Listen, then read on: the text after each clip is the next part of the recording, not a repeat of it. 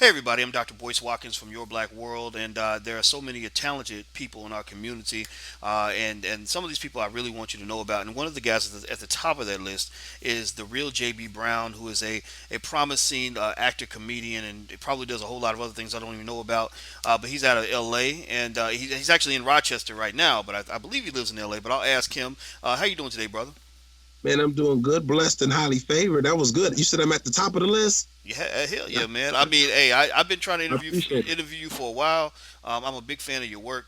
You've been in Thank you. some stuff for us, and Tierra KJ Williams, who runs the Real Network, she shot some stuff for us, and you were in it. And I remember asking her, I said, this brother did a really good job. Who is that?" And that's when she showed me some of your other work, like the recent DVD you put out. It's called the Illuminati. The Illuminati tried to get me, right? The Illuminati, they tried to get me, Dr. B. Did they? They They tried to tried. get you. So what People happened with been that? people been asking me, is the Illuminati real? They're real. Just like God. You believe in God, then you know there's a devil. If you believe in anything good, then you know there's evil always present. The Illuminati, they came as a physical form. I'm gonna tell you real quick, as a physical form and approached me. I've been really buzzing out in LA, obviously. And I've been getting approached by good and bad, like opportunities, money deals, and a lot of stuff that you'll see on the DVD. Crazy. But when you accept God in your life, fear go out. When people say you're not afraid to challenge them. No, I'm not afraid to challenge them. I'm So not so afraid to. so you're serious. So the Illuminati, I'm really? I don't know yeah. anything about it. I'm dead serious.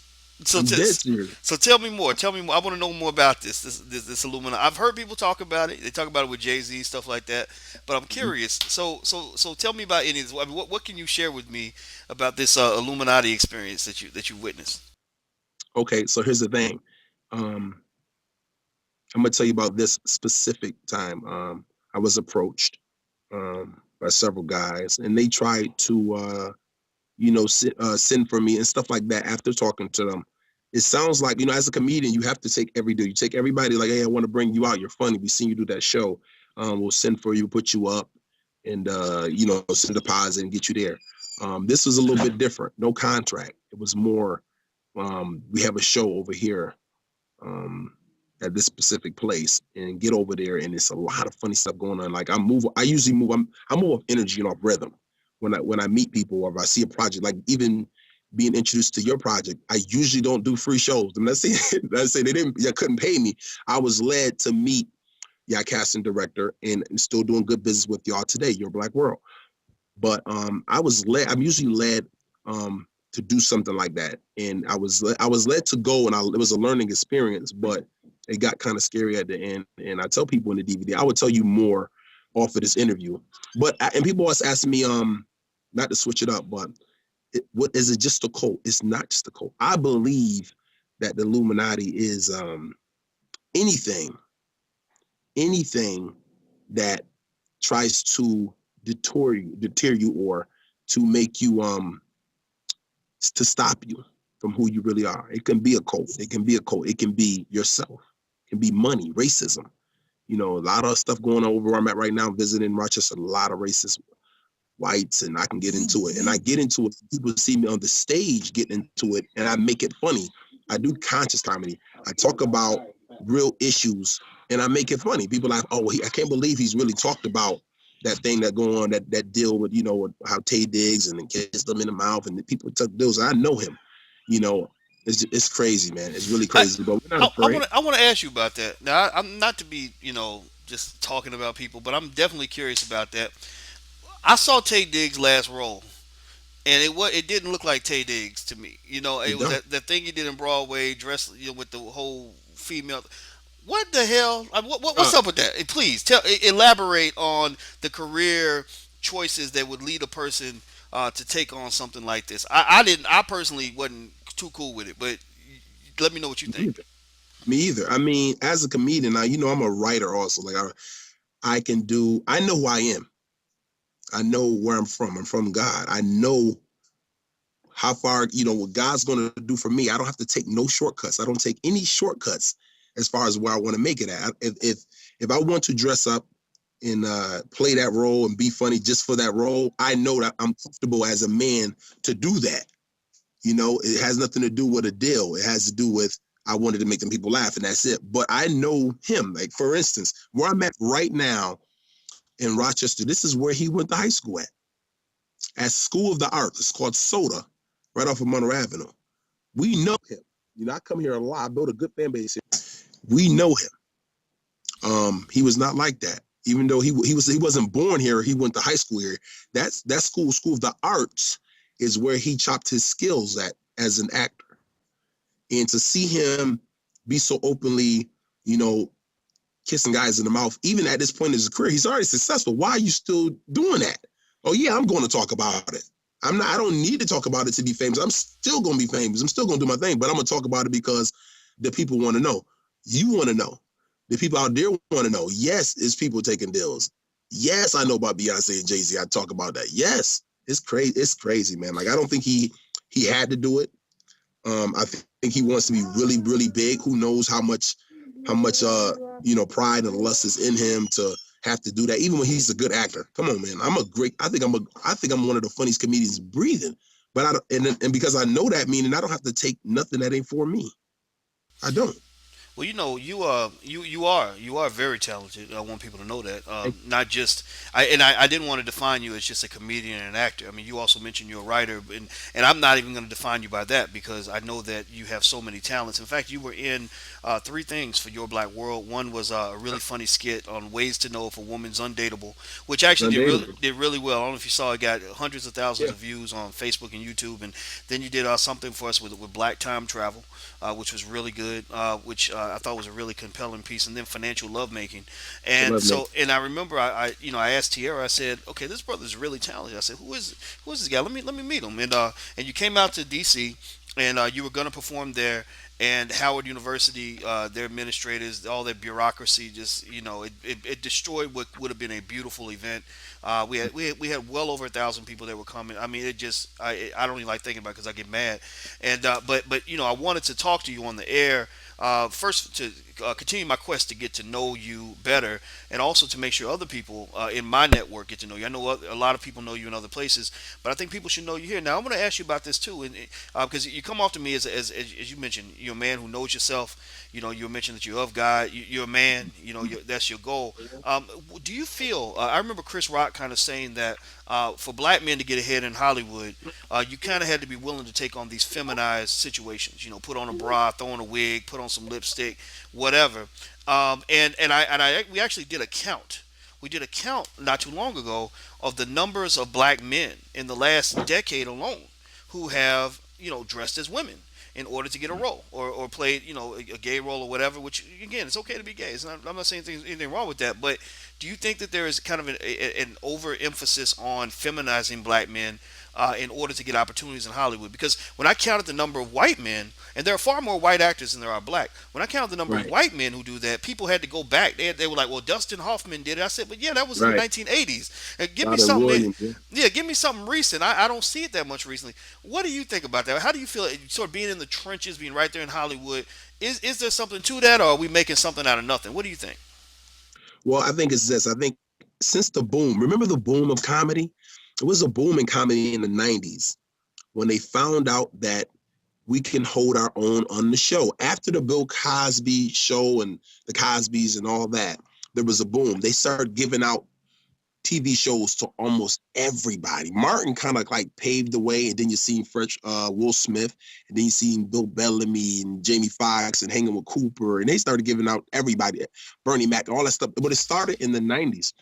They were and then it's like right now compared to if you compare Eddie Murphy with Kevin Hart. It's like Michael Jordan and Kobe. You came and you seen Eddie Murphy. Back in the days, the standard was high. If you was Eddie Murphy or Martin, those guys, they did 10 original characters on a show. Watch Martin right now. Martin is still one of the funniest shows ever. He did Roscoe and Dragonfly Jones. He played his mama. He played Snotty, all on one show.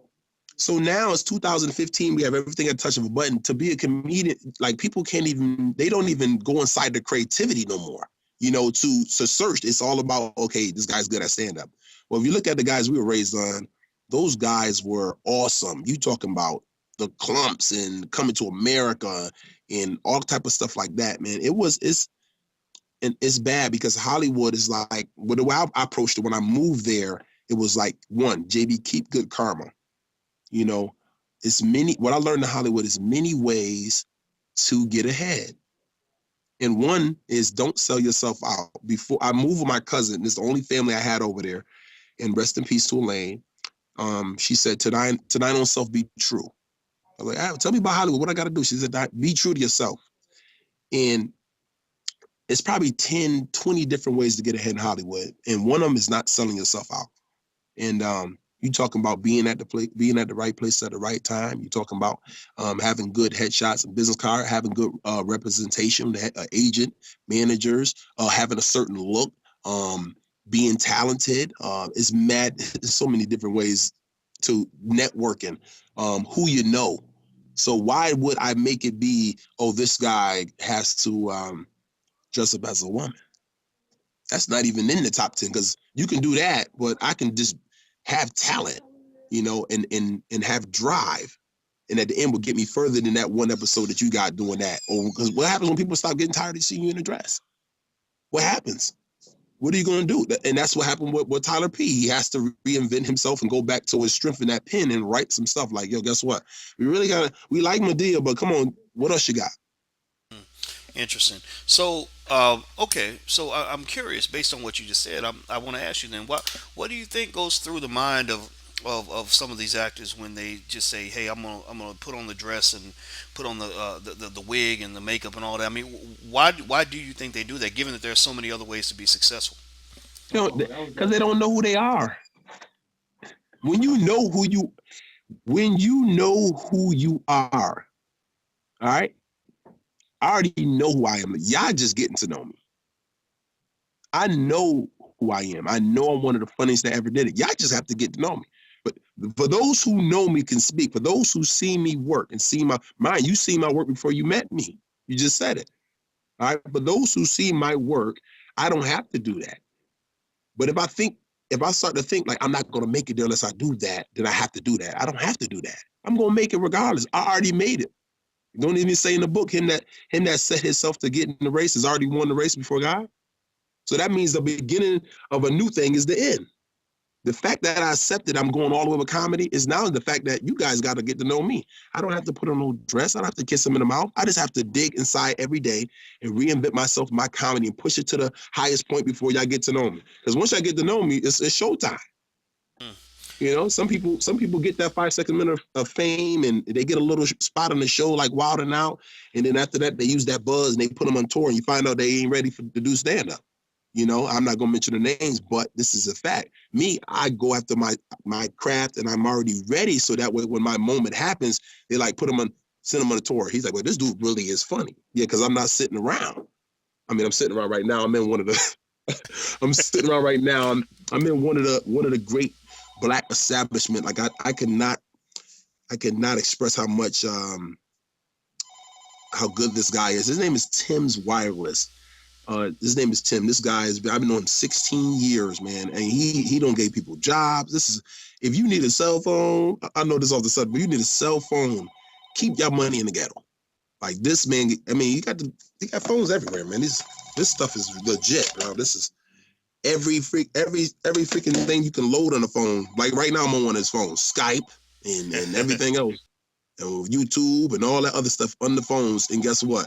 He giving you insurance. He not charging you. Some things happen. People could break screens. I don't watch people come in and say, "Y'all broke my screen. I ain't got no money." Tim, like, you know what? Come here. You know, I love it. it's I it's not love it. it's off the subject. It's off the subject, but it's still on subject of what I believe in. Like I really love this type of stuff. I can work for people like this for free because I know that he's true. He's real. He's like you, Dr. B. I don't get you 3 movies already, baby. Yeah, man. You done a great job, and I tell you, it is connected, as you mentioned. I mean, it's about. I mean, well, we're talking because we're black men supported each other, so that neither one of us has to put on a dress in order to find some success in life, right? Maybe if we all stuck together, we wouldn't have to go out and because all of us have to go through some process where we feel like we're putting on a dress. Whether you're the black man going to the corporate office having to emasculate yourself in order to fit in, or the brother Wow. who's in Hollywood trying to make it by any means necessary. Well, you know what? Maybe if there there were other avenues for success, we wouldn't have to stoop to, that lowest common denominator to get ahead. In fact, I was thinking about that today when I was watching this crazy scandal with my hometown Louisville Cardinals. I don't know if you saw that on Hmm. ESPN. There's a big scandal now with some strippers and strippers slash prostitutes and the basketball players, right? So it's a very interesting backdrop. Here you have this wealthy university, $1 billion endowment, basketball program making millions of dollars a year, using unpaid African American athletes and hiring African American strippers and hookers to entertain these athletes when they come through. Kind of like some plantation stuff. I mean, you remember back on the plantation, you had the bucks that would fight each other in the big fights, and they would get the black females to come and reward the men for winning the masses fight. Right? It's the same Hmm. dynamic. And I was thinking about that, and it was so interesting because the women involved, one of them was about 42, and she did her thing for a while, but then she got her daughters, hooking and stripping for the basketball players. So you got these two daughters, about 22, 23 years old, and you done showed them how to get money the hard way at a very early age. So this intergenerational desperation, if you will, leads them to do things that they might not do if there were other opportunities to be successful. And so in Right. a way we end up bowing and scraping, kind of doing what we can to get a hold of the white man's money, and it ends up Hmm. putting us in these awkward situations that I don't think really are a fit of our natural state in terms of who we really are, as you mentioned, right? It Knowing does it. knowing who you are keeps people from being able to morph you into what they want you to be. Am I right? Right. You're absolutely right. It starts one with that parent, and two with those guys, those young men who were on that team entertaining that foolishness. Like our women, come on, man. Our women, especially our black women. Oh man, those are our queens, bro. And they twerking and doing all this stuff and not using their intelligence. Like what happened to that? What happened to, using your brain and making somebody want you without having to look at it, man? I can go, man. It kind of bothers me. I'm very passionate about this type of stuff. Like I've been, even out at the Million Man March and kicking it with you guys, man, is just it's a whole new light, man. Like these people are they just doing whatever. It's a lot of people caught in it, don't even know. Like that thing right there, just entertaining it. If I was there watching it, I'm entertaining it, whether I like it or not. You know, it comes a point when you're like, man, this is bad. You see a mother and a daughter, and even the boys watching, man. It's like it's taking us back, and they're using it. The school or the franchise is using it, and it's all like their system. Like, man, we just it feel like we being pimped. It feel like we being pimped, man. well, That's what you, it feels like. well, That's what it feels like. well, it's funny. I mean, if you really think about it, if you look at that situation where you are the big white university and you've got your black players being entertained by your black prostitutes, it's almost like you got one group of prostitutes being entertained by the other. Because these athletes are being treated like prostitutes. They're being put out there for display. They are. The money's coming in. They're not getting any of it. The man is in the back collecting it, and they're using it to build these universities that don't even hire black professors half the time. Don't admit that many black students unless you can dribble a basketball and throw a football. So it ends up it's definitely a plantation. There's no question about it. It's the same Man. dynamic. We had this dynamic 300 years ago, and so it's unfortunate. Well, you know what? I'm on the final and happier note, and I don't want to take a lot of your time because I know you're out in public, and I appreciate you taking this time for this interview. And I'm actually gonna, No, man, thank you. yeah, I'm gonna talk to you again. I'm gonna bring you back because I want people to really get in my circle to hear more from you. But I want to ask you what are you working on now? What projects you got in mind? What are you doing that we should be looking out for? Well, I'm big on original content. I love to, um, like I said, be led. Right now, I'm working on. Well, I'm not working on. I have half of my next special done.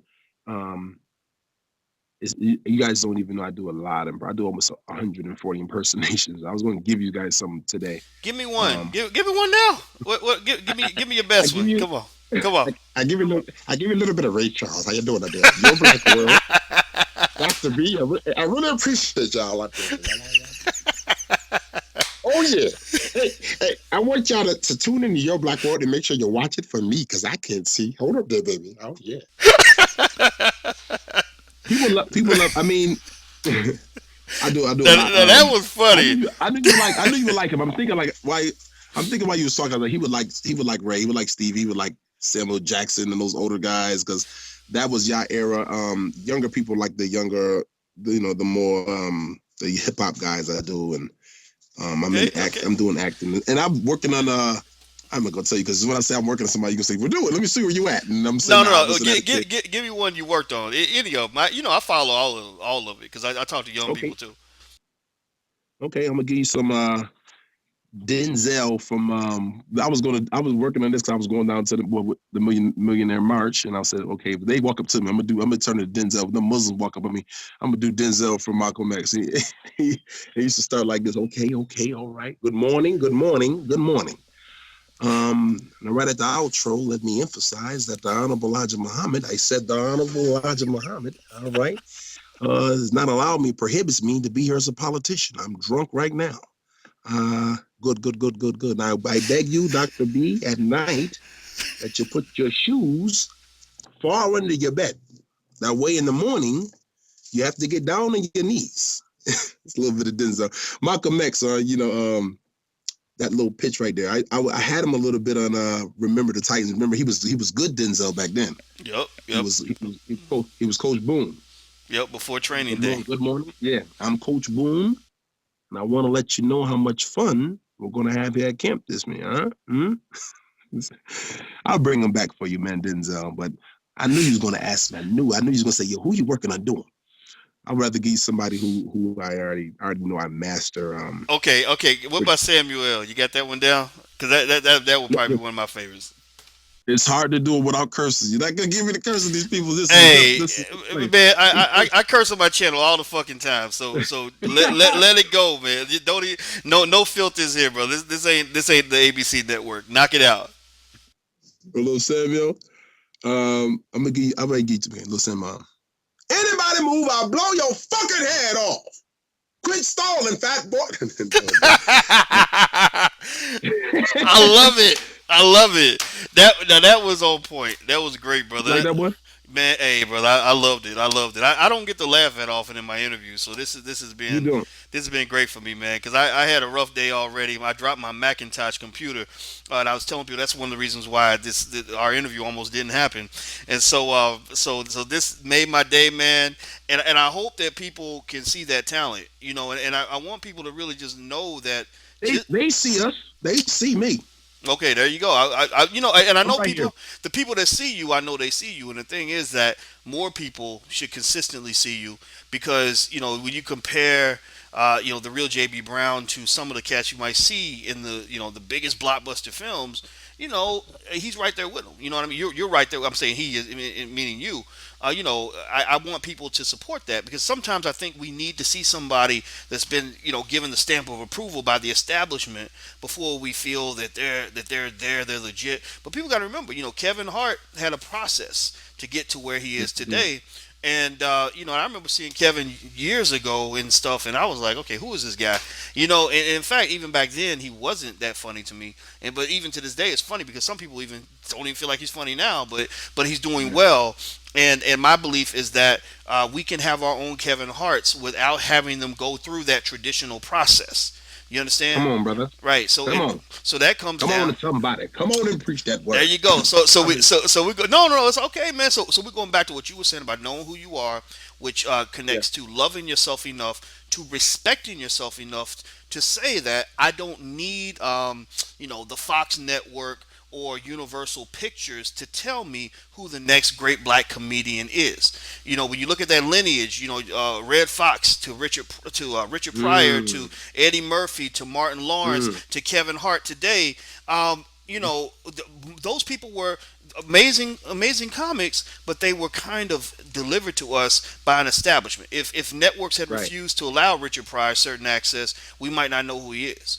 So I right. think now we're in a kind of a new era, and what I would just love to see, man, is for the best man to win. And I know you're one of the best men, and so I don't really personally care. I can tell you right now, you're one of my favorites as far as comedians go, and I don't need Universal Pictures to tell me that by putting you in a movie with Tom Cruise or whatever.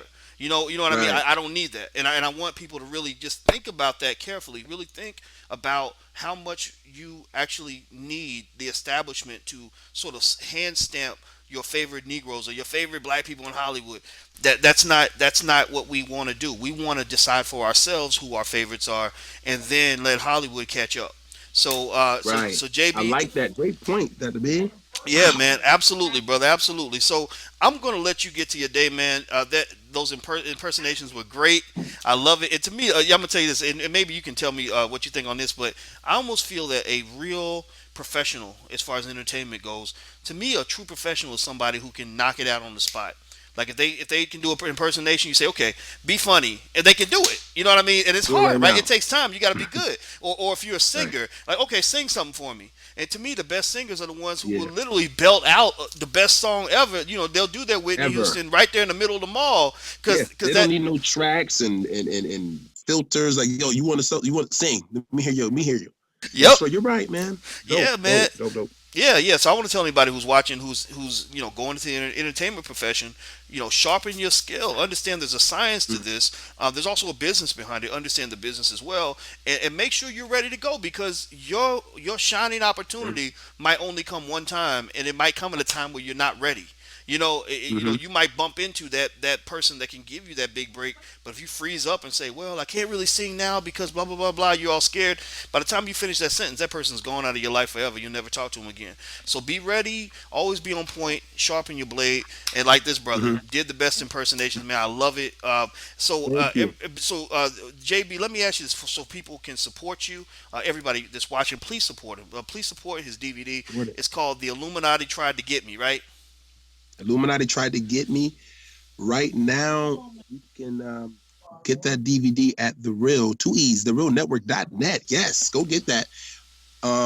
We're going to do a special, right, Dr. Boyce? We're going to do something for your black world. We have to. Yes. We have Yes. to. It's not like it's not that, things about money, but this is not about money. For me, I want everybody to see me. I want everybody to have a chance, whether they pay for it or not. I want it in their homes. Like I would drop the cost on this thing, just to say, yo, guess what? There's 100,000 people out there who have my DVD in my home, and they're hitting me back like, yo, that one thing you did about Beyonce and Jay-Z, that was, I got, man, you got to see this DVD. I got one of the fun. If you like that Ray, I did a Ray versus Stevie Wonder in the stand-up. People, it was hilarious. Like Ray versus Stevie arguing about who's the most blind. You got to see it. You got to see the DVD. It's very funny. And in the future, you made a good point before you go. And I'm thinking because I'm a thinker.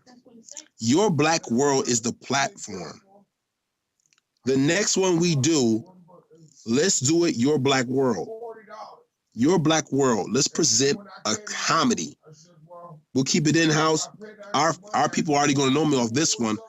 I'm very creative. We can come up with something. We can even tweak it, stand up. I do sketch, improv, all that. Very funny. And we do it right through Your Black World. Hilarious. Let's give them something to laugh about. I know you guys speak consciousness all the time and money and all that stuff. But what about some dope comedy through Your Black World? They come, they stop. We have a one-stop shop. They go there and they find the funny. I'm ready. Let's go. All right. That just came to me. Well, it's gonna happen. And one thing I'll say is that I don't think that funny and conscious have to be two separate things. And I don't think It don't. it doesn't have to. It To me, doesn't. it doesn't even always have to be perfectly family friendly. One thing I want people to know is that my argument is that before you were conscious, you were human. And being human means that everything does not have to be a serious moment. I mean, there's so many things happening in our community that are so serious that you need to laugh to keep from going crazy. That's You know what I mean. The laughing will keep you from crying sometimes, and I laugh every day, all day, as much as possible. And then when it's time to be serious. But at the same time, it's okay to laugh. That you can make amazing comedy from all the things that are all around us. That's one thing I notice about good comics. It seems is that they can just take anything and make it funny. anything. There you go. Observation.